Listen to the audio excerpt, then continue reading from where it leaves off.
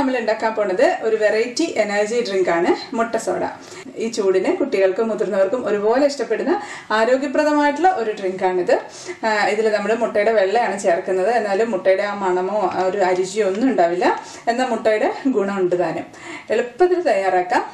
അപ്പോൾ നമുക്ക് കാണാം എങ്ങനെയാണ് നല്ല ടേസ്റ്റുള്ള മുട്ട സോഡ ഉണ്ടാക്കുന്നതെന്ന്.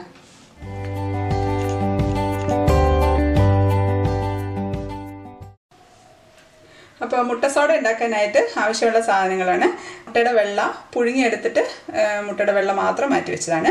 പിന്നെ ഒരു 10 പുതിന ഇലയാണ്, മിൻറ്റ് ലീഫ്, പിന്നെ ഒരു ചെറുനാരങ്ങ, ഒരു ചെറിയ കഷ്ണം ഇഞ്ചി, പിന്നെ പഞ്ചസാര ഞാൻ 5 ടേബിൾ സ്പൂണാണ് എടുത്തിട്ടുള്ളത്. അതിപ്പോൾ നിങ്ങൾ മധുരത്തിൻ്റെ ആവശ്യത്തിനനുസരിച്ച് ഇട്ട് കൊടുത്താൽ മതി.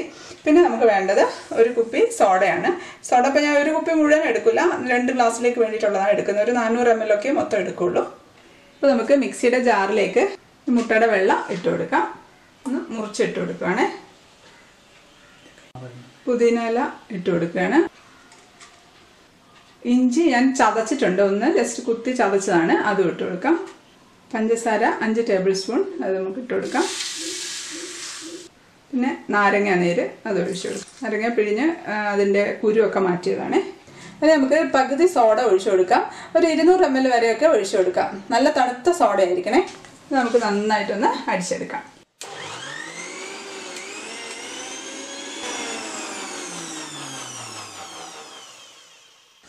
ഇതിപ്പോൾ നന്നായിട്ട് അടിച്ചെടുത്തിട്ടുണ്ട്. ഇനി ഒരു അരിപ്പയിൽ കൂടി അരിച്ചെടുക്കാം. ഇതിപ്പോൾ മിക്സിയുടെ ജാറ് തുറക്കുന്ന സമയത്ത് ആ ഒരു മുട്ടയുടെ ഒരു ചെറിയൊരു സ്മെല്ല് നമുക്കിങ്ങനെ തോന്നും. അത് കുഴപ്പമില്ല, അത് നമുക്ക് അടച്ചു വെച്ചിട്ട് അങ്ങ് അടിച്ചതല്ലേ കുറച്ച് സമയം, അതുകൊണ്ടാണ്. നമ്മൾ സെർവ് ചെയ്യുന്ന സമയത്ത് അതൊന്നും ഉണ്ടാവില്ല കേട്ടോ. കുടിക്കുന്ന സമയത്ത് ഒട്ടും ആ ഒരു മുട്ടയുടെ ടേസ്റ്റ് വരികയില്ല. ഇനി നമുക്കിത് ഗ്ലാസ്സിലേക്കാണ് സെർവ് ചെയ്യുന്നത്. ആദ്യം നമുക്ക് ഈ ജ്യൂസ് ഒഴിച്ചു കൊടുത്തിട്ട് അതിലേക്ക് സോഡ ഒഴിച്ചു കൊടുക്കാം. ആദ്യം നമുക്ക് അരിച്ചു വെച്ച ജ്യൂസ് ഒഴിച്ചു കൊടുക്കാം. ഇനി ബാക്കി സോഡ കൂടെ ഒഴിച്ചു കൊടുക്കാം. അപ്പോൾ ഒഴിക്കുന്ന സമയത്ത് നന്നായിട്ട് പതഞ്ഞ് പൊങ്ങി വരും. കുറച്ചുകൂടെ വലിയ ഗ്ലാസ് എടുക്കുകയാണെങ്കിൽ നന്നായിരിക്കും. എനിക്ക് എൻ്റെ വലിയ ഗ്ലാസ്സിൽ കുറച്ചൊരു ഡിസൈനൊക്കെ ഉള്ളതാണ്. അപ്പോൾ അതിൽ ഫോട്ടോ എടുത്ത് എങ്ങനെ ഉണ്ടാവും എന്നറിയില്ല, അതുകൊണ്ടാണ് പ്ലെയിൻ ആയിട്ടുള്ള ഗ്ലാസ് എടുത്തത്. ഇനി നമുക്ക് ഒന്ന് ഗാർണിഷ് ചെയ്യാൻ വേണ്ടിയിട്ട് ഞാൻ പുതിന ഇല വെച്ച് കൊടുക്കുകയാണ്. ചെറുനാരങ്ങ മുറിച്ചതും കൂടെ സൈഡിൽ വെച്ച് കൊടുക്കുകയാണ് കേട്ടോ. ഞാൻ സ്ട്രോ ഇട്ടിട്ടാണ് സെർവ് ചെയ്യുന്നത്. എളുപ്പത്തിൽ കഴിഞ്ഞില്ലേ, ഒരു ലെയറായിട്ട് നിൽക്കുന്നതുകൊണ്ട് കാണാനും നല്ല ഭംഗിയാണ്. ഈ പത പെട്ടെന്നൊന്നും പോവില്ല കേട്ടോ. ഈ പത ഇങ്ങനെ ഒഴിക്കുന്ന സമയത്ത് ഒരുപാട് ഇങ്ങനെ പൊങ്ങി വരുന്നതുകൊണ്ടാണ് ഞാൻ വലിയ ഗ്ലാസ് എടുക്കണമെന്ന് പറഞ്ഞത്.